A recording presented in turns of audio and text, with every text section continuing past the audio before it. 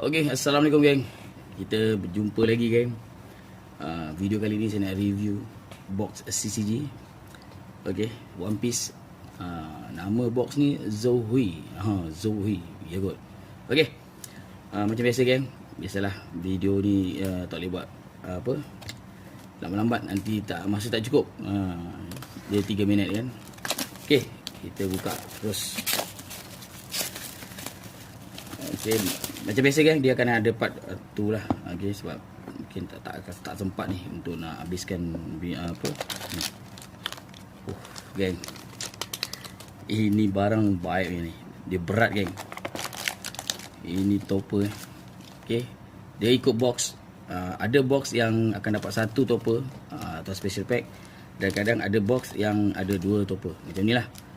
Okay, dia ikut masing-masing punya box. Okay, so macam biasa, 1, 2, 3, 4, 5, 6, 7, 8, 9, 10, 11, 12.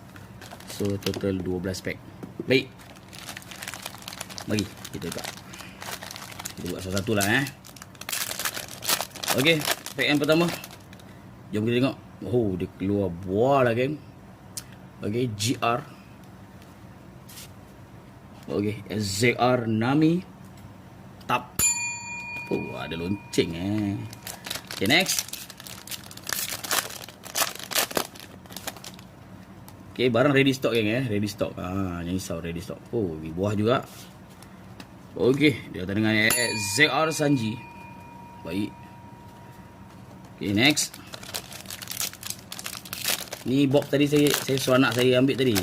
Saya suruh dia ambil box, pilih, sebab saya nak unboxing kan. Saya buat review. So memang luck dia lah. SSR bro. Okay, wow. DR Zoro. Tap. Next.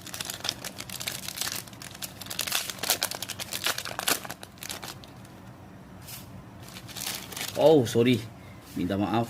Okay, kat seksi kita tak tunjuk. Tak sengaja, sorry. Minta maaf. Okay, MR Yamato.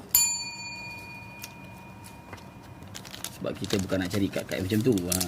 Tapi ada je kolektor ataupun peminat waifu yang macam tu, ada je. Okay. Okay, SSR Shanks. Oh, sorry. Minta maaf YouTube, minta maaf. Tak sengaja kan. Okay geng, kita akan sambung ke next video. Okay, part 2. Okay, XR Zoro. Okay, Nico Robin. Bukan, sorry.